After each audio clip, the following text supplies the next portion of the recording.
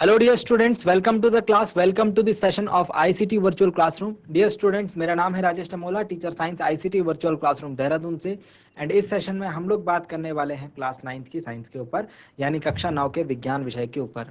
अपनी previous classes में हम लोग एक चैप्टर के ऊपर कंटिन्यूअसली बातें कर रहे हैं जिसका नाम है गति यानी मोशन। और हम लोग इस चैप्टर के लास्ट पार्ट की साइड पहुंच चुके हैं जहां पर हम एक वृत्तीय गति को अब समझने की कोशिश करेंगे।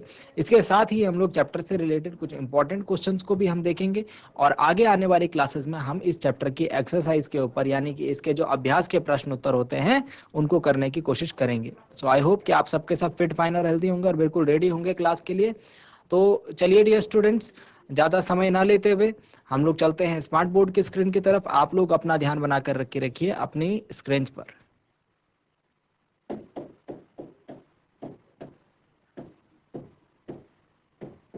और जिस वृत्तीय गति की हम लोग यहाँ पर चर्चा करने वाले हैं वो है एक समान वृत्तीय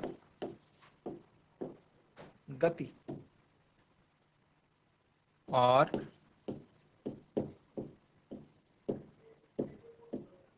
यूनिफॉर्म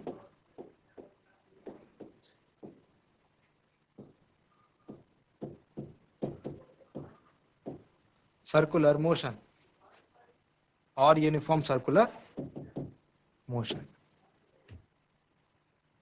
देखो, इसको समझने से पहले हम लोग कुछ चीजों के ऊपर बात करते हैं। तो यहाँ पर आपको 3-4 पॉइंट्स दिख रहे हैं बच्चों, पहले मैं आपको इनको समझाना चाहता हूँ। ठीक है, सबसे पहले एक आयताकार पथ की कल्पना कीजिए। एक आयताकार पथ यानी कि एक रेक्टेंगुलर पाथ की कल्पना कीजिए। तो अगर कोई ऐसा रास्ता होगा जो आपको सबसे पहले दिख रहा है आयताकार पथ, अगर कोई ऐसा रास्ता होगा, सपोज कोई आदमी ए से निकलता है, फिर उसके बाद बी पर पहुंचता है, फिर बी से मुड़ता है, सी पर पहुंचता है, सी से मुड़ता है, डी पर पहुंचता है, डी से मुड़ता है, ए पर पहुंचता है। कितनी बार उसको कितनी बार मुड़ने की आवश्यकता पड़ी? एक बार बी पर मुड़ा, एक बार सी पर मुड़ा, एक बार डी पर मुड़ा और ए पर पहुंच गया। ठीक है, अगर हम बोलते हैं कि इसमें ज्यादा मोड़ हो, इसकी भुजाएं ज्यादा कर देते हैं। अभी आयताकार था ना, 4 भुजा वाला, अब इसकी भुजाएं बढ़ा देते हैं, है ना। इसको षटकोणीय कर देते हैं। षटकोणीय मतलब कितनी भुजाएं? हेक्सागोनल हो गया, 6 भुजाएं। तो ए से निकला, अब मुड़ा, फिर मुड़ेगा, फिर मुड़ेगा एंड फिर मुड़ेगा। तो ज्यादा ज्यादा मोड़ आ गए, ज्यादा इसमें भुजाएं आ गई तो ज्यादा मुड़ना पड़ा। ठीक है, समझते चलेंगे बात को। तो यहाँ पर वो कितनी बार मुड़ा? यहाँ पर वो ए पर पहुंचने के लिए 5 बार मुड़ा और फिर उसके बाद ए पर पहुंच गया। अब नीचे जो सी पार्ट है जिसमें अष्टकोणीय पथ हमको दिख रहा है, इसमें आप देखो कि इसमें कितनी भुजाएं? 8 भुजाएं। तो ए से चलना शुरू करता है, बी पर पहुंचता है, फिर सी पर, फिर डी पर, फिर ई पर, फिर एफ पर, फिर जी, एच और फिर वापस ए पर। तो कितनी बार मुड़ा? 1 बार, 2 बार, 3 बार, 4 बार, 5 बार, 6 बार, 7 बार और फिर उसके बाद ए बिंदु पर पहुंच गया। मतलब जितनी ज्यादा भुजाएं होंगी, जितने ज्यादा मोड़ होंगे, उतनी बार मुड़ते रहना पड़ेगा। समझ रहे हो बात को? उतनी बार मुड़ते रहना पड़ेगा। अब मैं इसमें और भुजाएं बढ़ा देता हूँ, 8 की जगह फिर 10 भुजाएं कर देता हूँ, फिर 18 भुजाएं कर देता हूँ, फिर 20 भुजाएं कर देता हूँ, फिर 30 भुजाएं कर देता हूँ, फिर 100 भुजाएं कर देता हूँ। तो उतनी ज्यादा बार ही आदमी को क्या होगा? मुड़ना पड़ेगा रास्ते पर घूमने के लिए, है ना। एक कंडीशन ऐसी आएगी जब इसमें भुजाएं बहुत सारी हो जाएंगी और मोड़ बहुत छोटे छोटे हो जाएंगे, मतलब कि उस व्यक्ति को हर क्षण ही मुड़ना पड़ेगा। तो तब उसका जो रास्ता होगा कुछ इस प्रकार का होगा, वृत्तीय पथ उसे हम कहेंगे। क्या कहेंगे? वृत्तीय पथ। तो वृत्तीय पथ कौन सा पथ होता है? वृत्तीय पथ वो पथ होता है कि जिसमें किसी भी बिंदु पर व्यक्ति को, जो वस्तु उसमें चल रही होती है, उसको अपनी दिशा बदलनी पड़ती है किसी भी बिंदु पर। ठीक है, इसको हम कहते हैं वृत्तीय पथ। अगर आयताकार पथ होगा तो 3 बार उसको अपनी दिशा बदलनी पड़ेगी, है ना। लेकिन अगर जैसे जैसे भुजाएं बढ़ती जाएंगी तो उतनी ज्यादा बार उसको अपनी दिशा बदलनी पड़ेगी।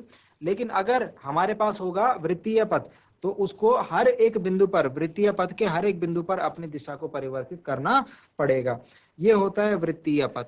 वृत्तीय पथ के हर एक बिंदु पर व्यक्ति जो है अपनी दिशा को परिवर्तित करेगा। इतना बात समझ गए आप? इतनी बात आप समझ गए? ठीक है, तो आप जानते हैं कि एक समान वृत्तीय गति की हम लोग यहाँ पर चर्चा कर रहे हैं। तो एक समान वृत्तीय गति मतलब अगर कोई वस्तु एक वृत्तीय रास्ते पर एक समान से चाल से चले तो उसकी गति को हम क्या कहते हैं? एक समान वृत्तीय गति कहते हैं। उसकी गति को हम क्या कहते हैं? एक समान वृत्तीय गति कहते हैं। तो वृत्तीय रास्ते पर चलेगी वस्तु और एक समान चाल से चलेगी। ठीक है, इस बात को हम लोग नोट डाउन कर लेते हैं और इसको हम लिख लेते हैं।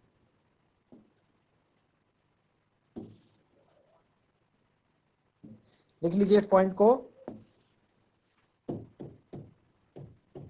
जब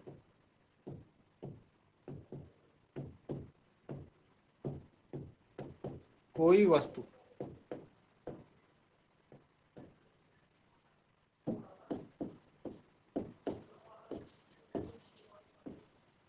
वृत्तीय पथ पर एक समान चाल से चलती है,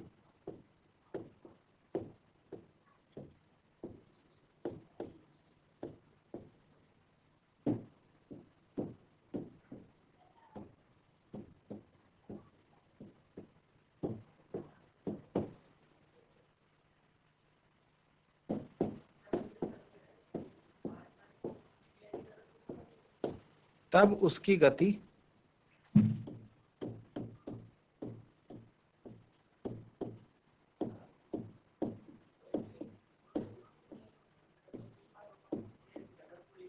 एक समान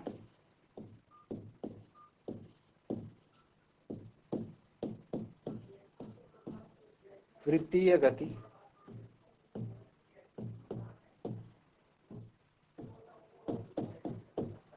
कहलाती है। ठीक है, इतनी बात समझ में आ गई। ये हो गई एक समान वृत्तीय गति की परिभाषा। इसको आप नोट डाउन करके रखेंगे, एक समान वृत्तीय गति। ठीक हो गया। अब चाल की हम बात कर लेते हैं। इसमें हमने क्या कहा, चाल। तो चाल से बेटर हमको यहाँ पर कहना चाहिए वेग। क्यों कहना चाहिए वेग? क्योंकि चाल में हमने क्या पता था, चाल और वेग में हमने अंतर बताए थे। चाल में जो है दिशा का कोई फर्क नहीं पड़ता। जब दिशा होती है तो उसमें वेग, उसे हम वेग कहते हैं। मतलब कहने का मतलब क्या, मैंने आपको क्या कहा, इस वृत्ताकार पथ के प्रत्येक बिंदु पर उस व्यक्ति को अपनी दिशा बदलनी पड़ेगी। अगर वो अपनी दिशा नहीं बदलेगा तो सीधा निकल जाएगा। तो उसको सीधा निकलने से, अगर वृत्ताकार पथ पे बने रहना है तो हर एक बिंदु पर उसको अपनी दिशा जो है परिवर्तित करनी पड़ेगी। तो जब वो चाल के साथ साथ अपनी दिशा भी परिवर्तित कर रहा है तो इस दशा में हम लोग चाल को क्या नाम देते हैं, वेग नाम देते हैं। चाल और वेग में बस इतना ही अंतर है, दिशा का अंतर है, डायरेक्शन का डिफरेंस है। मैंने आपको बताया था चाल जो है दिशा पर निर्भर नहीं होती, जबकि वेग जो है दिशा पर निर्भर होता है। तो वेग बराबर क्या होगा, वेग बराबर होगा जो विस्थापन है या फिर एक चक्कर में कितना दूरी उसने तय करी है वो बटे समय, है ना। वेग का हमारे पास सूत्र ये होता है। ठीक है, अब एक चक्कर जो है वो किसके बराबर है, एक चक्कर जो है किस बराबर है। तो अगर हम यहाँ से फाइंड आउट करना चाह रहे हैं कि जो उसकी चाल है, चलिए अभी हम फिलहाल चाल को फाइंड आउट करते हैं, क्योंकि विस्थापन अगर हम निकालेंगे तो वो किसी एक केस के लिए निकालेंगे, वो हम न्यूमेरिकल में देख लेंगे। तो चाल v बराबर दूरी बटे समय होता है, डिस्टेंस अपॉन टाइम होता है। ठीक है, हमें पता है ये होता है दूरी बटे समय। तो दूरी कितनी है भाई, एक चक्कर में कितनी दूरी तय करेगा कोई व्यक्ति, एक चक्कर में वृत्तीय पथ पर कितनी दूरी तय करेगा। सपोज यहाँ से चला वो, उसके बाद उसने चक्कर लगाया और वापस ही वो यहाँ पर पहुंच गया इस बिंदु पर। ठीक है, तो कितनी दूरी तय चलेगा, वो वृत्त की परिधि के बराबर दूरी तय करेगा। और वृत्त की परिधि कितनी होती है, 2 पाई r के बराबर होती है, जहां r जो है वृत्त की त्रिज्या। तो v बराबर हो जाएगा, दूरी कितनी है 2 पाई r, और सपोज उसको t समय लगा। तो यहाँ पर वृत्ताकार पथ पर अगर कोई वस्तु चलती है तो t समय में उसके द्वारा एक चक्कर लगाने में जो चाल होती है वो होती है v is equal to 2 pi r upon t. और इसका मात्रक बताइए बच्चों, मात्रक के ऊपर हमने चर्चा करी है, मीटर प्रति सेकेंड। ठीक है, तो एक समान वृत्तीय गति में जब कोई वस्तु एक वृत्तीय पथ पर चले और एक समान चाल से चले तो उसकी गति को हम एक समान वृत्तीय गति कहते हैं। आई होप आपको बात समझ में आई होगी। ठीक है, अब जो है नेक्स्ट बात आपको ध्यान देनी है कि हम अगर कोई वस्तु अगर वृत्तीय पथ पर गति कर रही है तो हम ये देखते हैं कि किसी भी बिंदु पर उसकी जो दिशा होगी वो उस वृत्त पर, उस बिंदु पर स्पर्श रेखा के बराबर होगी। फॉर एग्जाम्पल हम लोग इसकी बात करते हैं, पृथ्वी का घूर्णन समझने की कोशिश करते हैं। पृथ्वी जो है सूर्य के चारों ओर घूमती है ना। पृथ्वी जो है सूर्य के चारों ओर घूमती है। तो अब आप देखिए, सपोज ये बच्चा है एक, इस बच्चे ने एक रस्सी ली और उस रस्सी पर एक पत्थर बांध दिया। ठीक है, और उस पत्थर को ऐसे जोर जोर से घुमाया जा रहा है सर के ऊपर रख के। तो ये पृथ्वी की गति तो हो गई, पृथ्वी भी तो इसी प्रकार से घूमती है। तो इस प्रकार से जो है ये पत्थर चक्कर लगा रहा है। ठीक है, तो पृथ्वी की गति हम समझ रहे हैं। अब क्या होगा कि इस बच्चे ने क्या करा कि किसी भी एक बिंदु पर इस इस पत्थर को छोड़ दिया, घूमते घूमते किसी एक बिंदु पर छोड़ दिया। सपोज यहाँ पर इसने छोड़ दिया, तो यहाँ पर छोड़ दिया। जब ये छोड़ देगा इस धागे को, तो क्या होगा, ये ऐसे थोड़े ना घूमेगा, ये यहाँ से ऐसे निकल जाएगा बाहर की तरफ। ठीक है, जिस भी बिंदु पर छोड़ेंगे वहां से वो बाहर की, सपोज इस बिंदु पर छोड़ेगा तो ऐसे गिर जाएगा, इस बिंदु पर छोड़ेगा तो ऐसे गिर जाएगा। तो ये क्या होता है, इसे हम स्पर्श रेखा कहते हैं। अगर इसको पूरी रेखा बनाएंगे तो ये आपको वृत्त पर स्पर्श करती हुई दिखाई देगी, बस छूती हुई दिखाई देगी। इस रेखा को हम क्या कहते हैं, स्पर्श रेखा कहते हैं, टेंजेंट कहते हैं। ठीक है, इंग्लिश में इसे टेंजेंट कहते हैं। तो स्पर्श रेखीय गति हमको देखने को मिलती है। मतलब किसी भी बिंदु पर अगर मैं वस्तु का वेग की दिशा ज्ञात करना चाहूं तो मुझे क्या करना है, मुझे बस उसकी स्पर्श रेखा खींच देनी है उस बिंदु पर।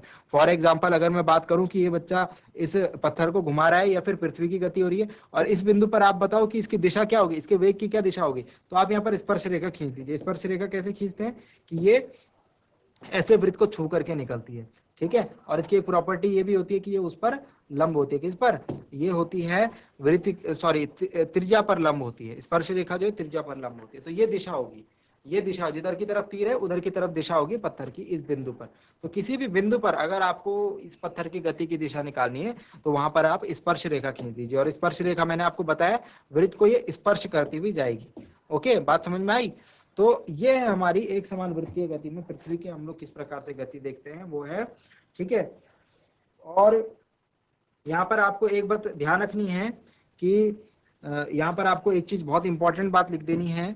यहाँ पर लिखिए मेरे साथ आप नोट के फॉर्म में, नोट लिखिएगा।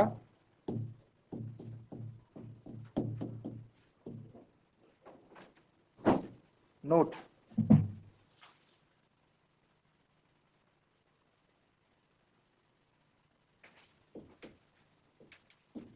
वृत्तीय पथ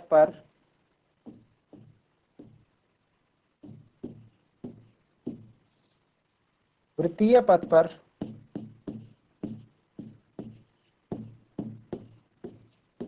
गति कर रही वस्तु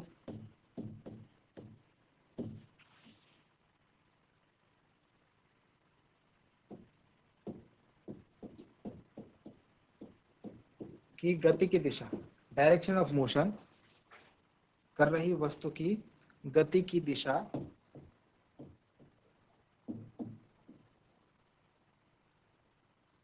वृत्त के प्रत्येक बिंदु पर या फिर पथ के प्रत्येक बिंदु पर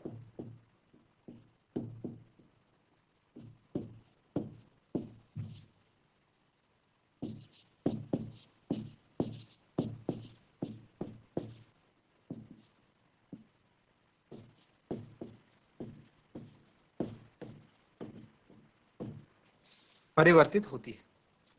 वृत्तीय पथ पर गति कर रही वस्तु की गति की दिशा प्रत्येक बिंदु पर परिवर्तित होती है। आई होप आपको ये बात समझ में आई होगी। तो ये था हमारा वृत्तीय गति से संबंधित पॉइंट, और इसमें एक और पॉइंट हम लोग नोट डाउन कर लेंगे। एक और पॉइंट हम लोग नोट डाउन कर लेंगे कि हमारे पास क्या क्या उदाहरण है, हम दैनिक जीवन में क्या क्या उदाहरण देखते हैं वृत्तीय गति के। तो आप लिखेंगे वृत्तीय गति के उदाहरण, और इसमें आप काफी सारे उदाहरण लिख सकते हैं जो कि आपको अपने आसपास देखने को मिलती होगी। एग्जाम्पल्स,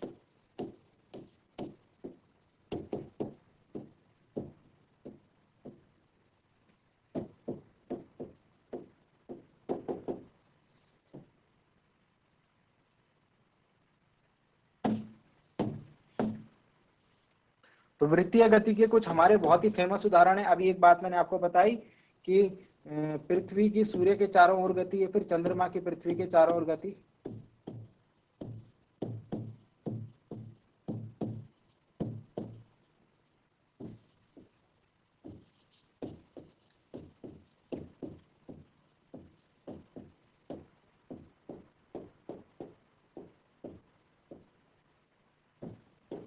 पृथ्वी की सूर्य के चारों ओर गति। नंबर 2, पृथ्वी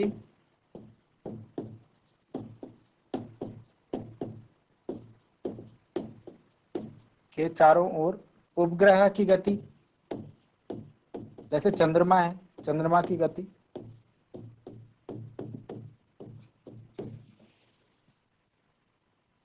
नंबर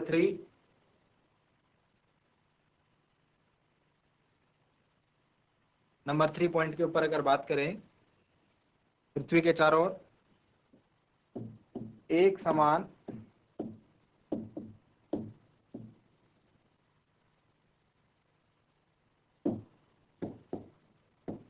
चाल से वृत्तीय पथ पर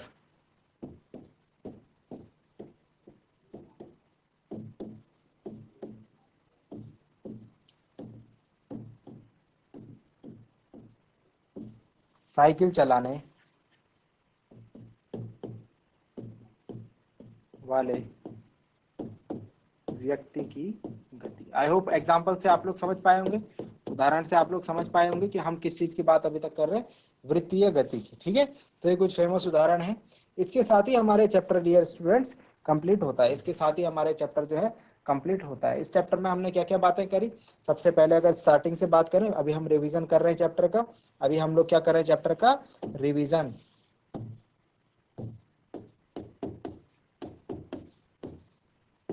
चैप्टर 8 का, जिसका नाम है मोशन।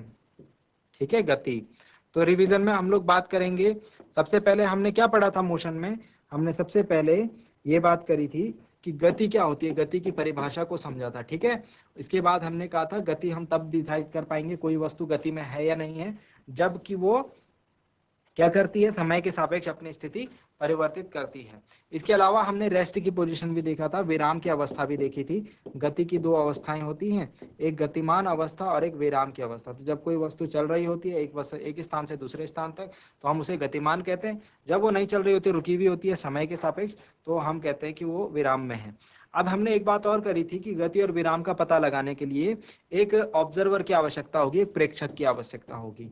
तो ये प्रेक्षक जो है, इसके आधार पर हम ये बताएंगे कि कोई वस्तु गति कर रहा है या फिर विराम में है। ठीक है, तो एक प्रेक्षक की आवश्यकता हमारे लिए बहुत ज्यादा इंपॉर्टेंट हो जाती है। इसके बाद हमने इस चैप्टर में सरल रेखीय गति के बारे में बात करी थी, यानी कि लीनियर मोशन में, अगर एक वन लीनियर मोशन में जो कोई वस्तु अगर गति कर रही है तो उसकी गति की हमने बात करी थी। ठीक है, सरल रेखीय गति में हमने सबसे पहले दो इंपॉर्टेंट पॉइंट्स को समझा था, दूरी एवं विस्थापन, डिस्टेंस एंड डिस्प्लेसमेंट। और दूरी एवं विस्थापन में हमने बहुत ही इंपॉर्टेंट बातों को समझा था कि दूरी जो है वो दिशा पर निर्भर नहीं करती, जबकि विस्थापन जो है वो दिशा पर निर्भर करता है। इन सभी बातों को हमने सीखा था।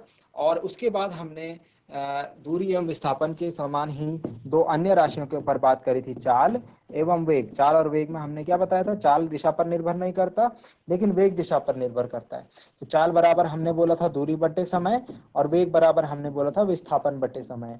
ठीक है, उसके बाद हमने एक नई राशि की चर्चा करी थी, जिसका नाम था त्वरण, एक्सेलरेशन। एक्सेलरेशन को हमने बोला था a बराबर v minus you upon T, मतलब कि वेग परिवर्तन की दर को त्वरण कहते हैं। ठीक है, अब हमने त्वरण के बाद हमने क्या पढ़ा था, गति का ग्राफीय निरूपण। गति का ग्राफीय निरूपण, इसमें हमने एक समान गति और असमान गति को भी पढ़ा था। ठीक है, तो एक समान गति में हमने ये बात करी थी कि समान समय में समान दूरी अगर कोई वस्तु तय करे तो उसको हम एक समान गति कहते हैं, और अगर समान समय अंतराल में असमान दूरी तय करे तो उसको हम असमान गति कहते हैं।